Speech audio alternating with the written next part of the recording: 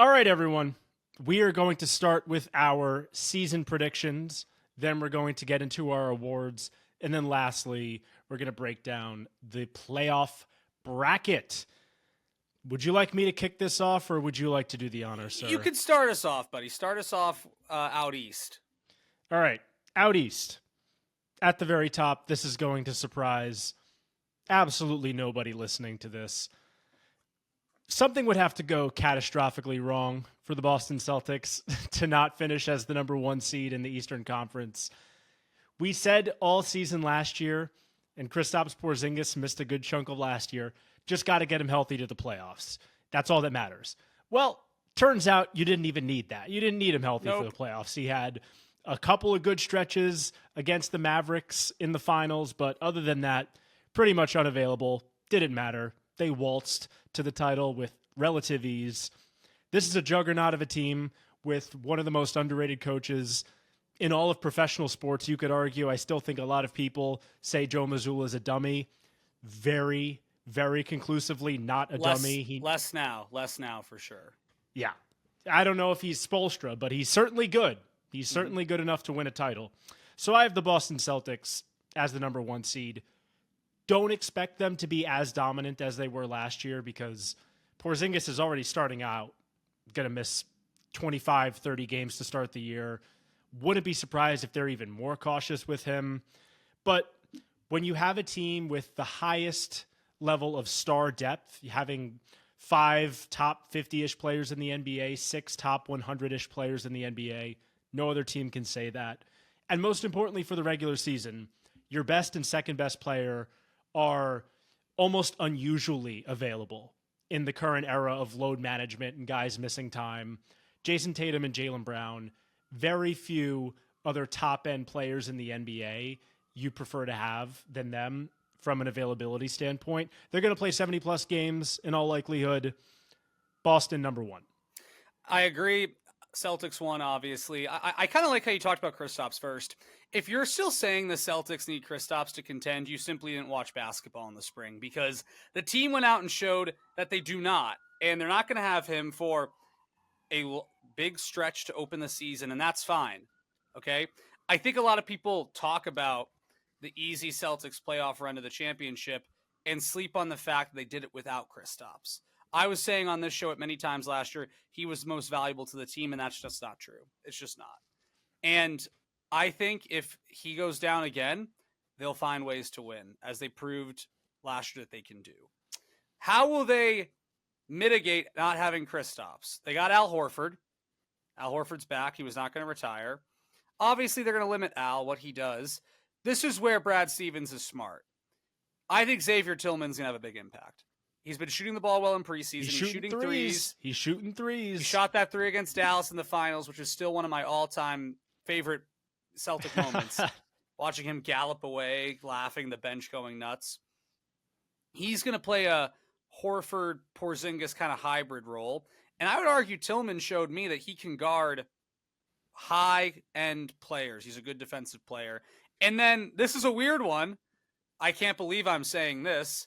But a lot of Celtics reports are that Luke Kornet got better this offseason. And in the preseason matchup, I think it was against Philly 2 games ago, he had double-digit first-quarter points, which might not mean anything because it's preseason, but he was running with the starters.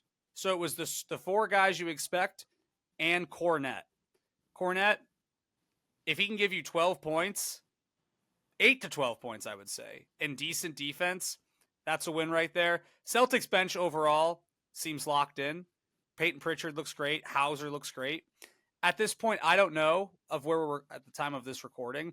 I don't know if Lonnie Walker is going to stay on this team because of the salary implications, but he's looked great.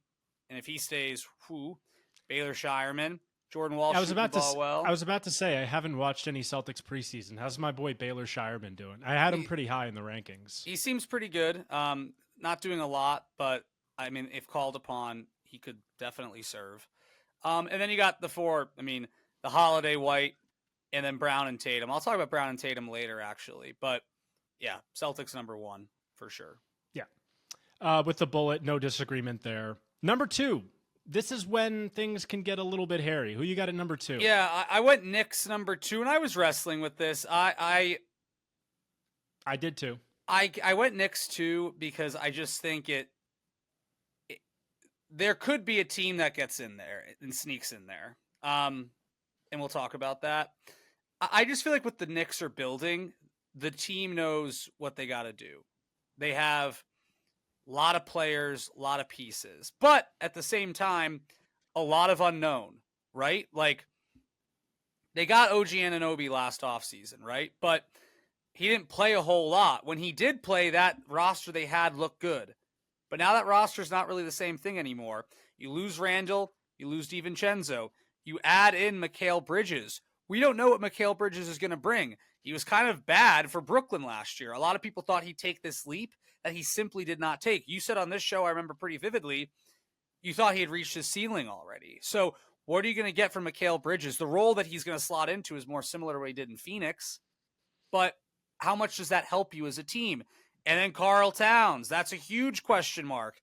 And I think for the Knicks, they're going to be good. I do not, spoiler alert, have Tibbs winning Coach of the Year. I do not think we're looking at that. But what will happen is I think the loss of Isaiah Hartenstein will be felt. And Mitchell Robinson being out till it looks like January, that will be felt. So the Knicks are good.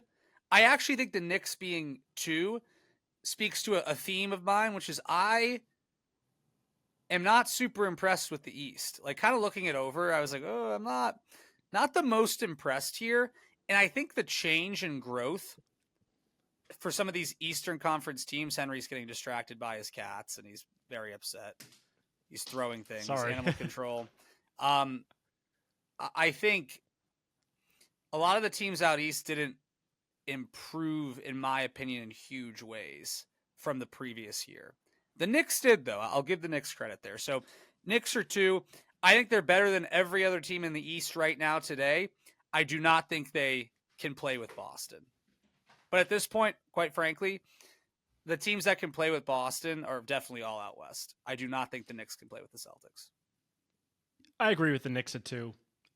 In terms of starting lineup, they're second to Boston in the Eastern Conference, in my opinion. They have awesome franchise point guard. They have best shooting center of all time, Bridges and Anunoby, fearsome wing duo. Josh Hart, it's a little bit of a question there. Imagine if you could have traded Hart and kept DiVincenzo instead. That would have been perfect. Yeah. If I were a Knicks fan, if that were possible to do for Towns, but I'm sure Minnesota wouldn't have done it then. And I mean, also, Josh Hart wouldn't be yelling at Tibbs like DiVincenzo was the other night, trying to fight Rick Brunson. Did you see that ESPN ranked Hart 61 and Dante 77? Dante is objectively better than Josh Hart, right? He's better. Yeah, we'll right? talk about Dante later too. Yeah, we'll get to that. Whatever. But I agree. A couple other teams that we're going to name. I just don't expect them to be as consistent in the regular season as the Knicks. They've got Jalen Brunson, who you could have made a real argument. I wouldn't have necessarily agreed, but in the regular season last year, he was the best player in the Eastern Conference. That argument exists. Yeah. So I have them at 2. Yeah. 3. It gets really interesting here, I think. I'm going to blow your mind with this one. Indiana. I have Indiana grabbing the 3 seed. Something bold. Hey, so do I. Oh so my God. No way. So do I. Wow. Wow. Right. So we both have Indiana Okay. 3. I want to hear why you have Indiana 3. They were on pace to be, with a bullet, the greatest offense in the history of the NBA last year until Tyrese Halliburton went down. I think a full offseason, getting Pascal Siakam integrated into the team. And then I really believe in some of their young players. They re-signed Andrew Nembhard. I think he's capable of more. Jarris Walker, who knows what you're going to get out of him. I was really high on him in the draft 2 years ago. I just think this is a team built to win in the regular season. They're going to run and gun. They're going to go crazy. They're going to be pushing the pace. And I think in the Eastern Conference, playing some teams like Miami, Milwaukee, Boston, New York, these are some veteran teams, and I could see Indiana stealing a few games against teams that are objectively more talented than them.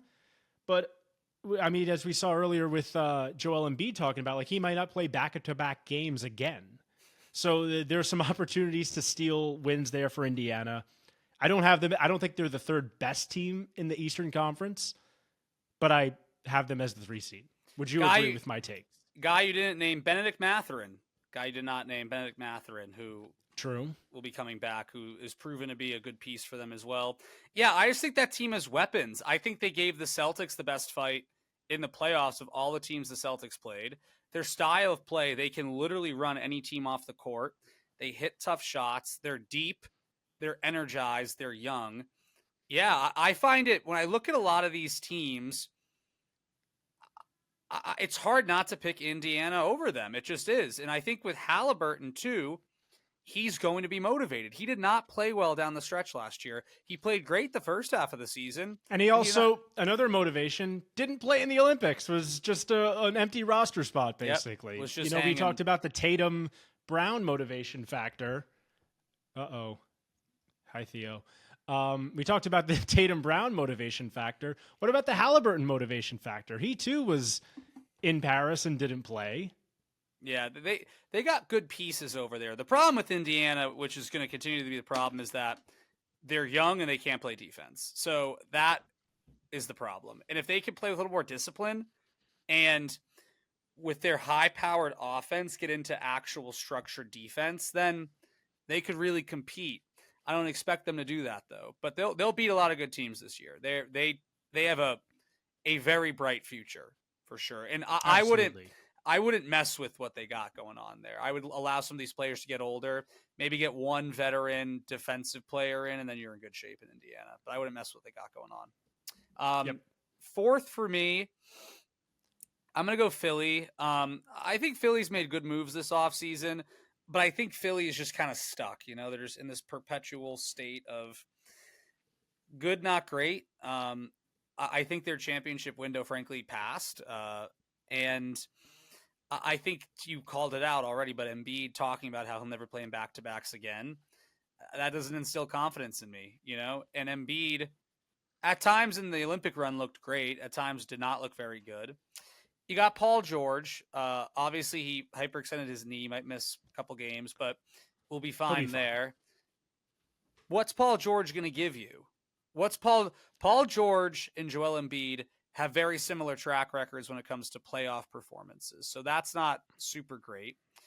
Tyrese Maxey, I still think Maxey's a very good player, but he can't be the guy. We've seen him not be the guy. So I don't know about that, Jim. I do not think like he Maxey. can be. You've always loved Maxey. He's literally done nothing to show that he can be the guy for me. He's done nothing. Did you not see that game in the Garden, ripping the hearts out of the Knicks fans who all paid $8 trillion to sit in the rafters? Did they win that Did you series? not watch that game? Did they win that series? No, but they won that game. Okay. All right. Tracy McGrady won that game. Tracy McGrady won that game. Like, okay. Again, I just did Maxey, not the series. But the other issue, Hennon, I guess, to defend Max, it's not just Maxey's fault. That team isn't built for Tyrese Maxey to be the guy. If the team was built for him to be the guy, you wouldn't have Paul George. So that's true. And Philly added good pieces around them. So I think they'll be better than they've been in the past. They finally got rid of Tobias Harris, thank God. But I think Indiana in a series against Philly, I think there are teams Philly's going to beat up on in the East, but there are some teams that are going to kill them. Boston being one, Indiana being the other. They'll play the Knicks well. The Knicks and Sixers actually are not they're good matchups for good basketball, in my opinion, and there'll be some fun games there. If those two drew each other in the playoffs, it could kind of go either way. But yeah, I have Philly finishing fourth. I agree with most of the things you said there. They're finally, hopefully, realizing Joel Embiid cannot play 65 games and go into a playoff run healthy. It's really sad. It's unfortunate, but that's the reality. He simply is not capable of doing that. So he'll probably play 50-ish games. So I have them at 4 as well. And then I guess jointly, I have Milwaukee at 5. They're very interchangeable for me. I think we're going to get a better version of Damian Lillard than we got last year, for sure. However, I'm not sure that's going to matter because we saw Brook Lopez take a step back last season. Chris Middleton, love the guy. Played great in a couple moments against Indiana in the playoffs, but can you count on him for 50? Can you count on him for 50 games? I don't think not. you can. Absolutely not. Giannis is going to be Giannis. I just think, as you said before, I think their championship window has passed with Philly. I think that's kind of the case for Milwaukee as well. I don't want to 100%. count them out, and it's hard to count out a team with Giannis, but I'm not instilled with a great deal of confidence about this team. That's why I have the team with, probably the best player in the Eastern Conference finishing 5th. Yeah, I have actually Milwaukee finishing 6th. I have Who do you have 5? Cleveland ahead of Milwaukee. Here's why. And then I have Cleveland 6. I think it's very interesting. First, I'll say this. Milwaukee, the window's shut. The window's shut. They have absolutely butchered their roster. This is not a roster that can compete. It's just not. And I actually feel bad for Giannis because what they've surrounded him with is bad. And I think Dame will be better, but Dame is not able, in my opinion, in today's league to do what he did a few years ago. He just is not. I have Cleveland ahead of Milwaukee because of this. I think it's very interesting that Donovan Mitchell is staying there longer term. And he chose to re-sign in Cleveland, get his bag, and they have a new coach there. I think last year there are a lot of unknowns with Cleveland, and they played fine. But I think you have Donovan Mitchell now long term, right? I think that will do something to the team. I don't know what yet, but it will do something. And this is truly make or break time for Cleveland. Evan Mobley, are you actually a great player or just a good player? Darius Garland, what are you? Are they just going to try to deal him? Like, I just think, I think this is a make or break time for Cleveland. Having a new coach will definitely help. I just think they're going to be a little bit better than Milwaukee because there are guys on their team that can still grow and get better. I don't know how many guys on Milwaukee can grow and get better. So nobody. That's the correct answer. I give Cleveland the edge just in that regard, but it's close. You have them 6-5, I'm 5-6. So who do you have 7? 7 and 8, I have interchangeable. Like it's not a huge gap I feel between these teams. I feel like the gap between, I think 1 through 8 is very defined in the East, and then after that it gets into who knows what. But I have Orlando at 7, Miami at 8, just because. Yeah, as do I. Similarly, we know Jimmy Butler says he's coming into this year. Oh, it's a contract year. He means business, says every beat reporter in Southern California. Is he going to play 70 games? I don't know. We haven't seen it since, Chicago? I'd be surprised. Bam is great, but Bam, although his offensive ceiling, maybe I underrated a little. He's never going to be a 29 point per game lead an offense scorer. And Orlando, their defense is frightening. It is frightening. If you're telling me you're going to have to go up against a lineup of, at the one, Jalen Suggs, KCP, Franz, Paolo, and then Wendell Carter or Jonathan Isaac, my favorite player, not because of how he plays, but because of his politics. Correct. I just expect Orlando they'll be a little bit better than they were last year offensively. I'm not sure they'll be as consistent defensively. Yeah, but because there's no way Franz shoots 28% from 3 like he did last year. I know you think he might because you hate Franz. Jim. I don't know, Jim. Here's a guy that still might suck. Yeah, so I have Orlando at 8, and I mean Orlando at 7 and Miami at 8. I assume you probably have something similar. Yeah, I have the same. I think Orlando, KCP's a good get, but I don't think the offense improves enough to make them move up the rankings. And I don't think Paolo gets better enough to fly up the rankings. I think for a lot of guys, we talk about the sophomore slump. I actually think the third year slump is way more real. And I think Paolo is going to struggle a bit. I don't believe in Franz like you do. I know you think Franz will be an all-star this year. I don't. You just said the third year slump. Franz had a third year slump last year, which means fourth year Franz stock to the roof, baby. I'm buying Franz. I think Paolo and Franz are different players personally, but you caught me with my own words. I'll give you that. Miami, gotcha. I just not a lot of faith. But to my earlier point, and I tried to allude to this, these standings are very similar to how the East looked at the end of last year. It's a little chalky, but a lot of these teams did not improve a ton to warrant a lot of movement. So that's kind of how I see it, how I justify it. 9-10 for me. this is a team. This is my bold East pick. This team could be absolute garbage, but I know what you're gonna say. give me a little Toronto at 9. Give me a little Toronto at 9. Oh, I think they have some players in Toronto, and I think they have some yes, guys 12 of them to fill the that roster. That would be correct. could play well in these roles. RJ Barrett, I thought looked great in the Olympics. Emmanuel Quickly. I'm reading a lot of things about Scotty Barnes breakout, like stuff like that. I think Toronto has pieces. I think they have some hungry guys that are going to want to show off and show out. So I'm putting them 9th, which might be bold, whatever. And then 10th is Atlanta, just a team stuck in just complete mediocrity with little to no direction at all. But they have Trae Young, which no one thought they would still have at the start of the season, but here we are. Yeah. What about you? I have those teams flipped. I have Atlanta at 9, Toronto at 10. Yeah. Because if you look at the Eastern Conference, there's just a couple of teams that are just straight up punting. Washington, Punt, Brooklyn, punt, Chicago. punt. You could argue maybe the Pistons are going to try and be good after getting Hardaway. And isn't that funny to say? Maybe they're trying to be good after getting Tim Hardaway Jr. Yeah. And another famous name, Tobias Harris, great addition by them. He's Welcome coming home. Yep. And Charlotte, I say, is Jimmy Butler going to play 60 games? Is Joel Embiid going to play 50 games? Is LaMelo Ball going to play 40 games? Probably not. I doubt it. I don't know. And the guy that they took number 6 overall, he's looked, really strong in the preseason. Not entirely sure you can count on T. Salon to shoot the way he shot so far. Again, maybe Charlotte or Detroit can jump up and perhaps battle with Toronto for the 10th seed. But I think 1 through 8 is locked. Like, I think if Atlanta, Toronto, or any of the other teams leapfrog any of the teams ahead of them that I have in my rankings and you have as well, it would be a real shock. But I would be really shocked if Atlanta and Toronto were not 9 and 10 in some order. Yeah, I just don't trust Charlotte, don't trust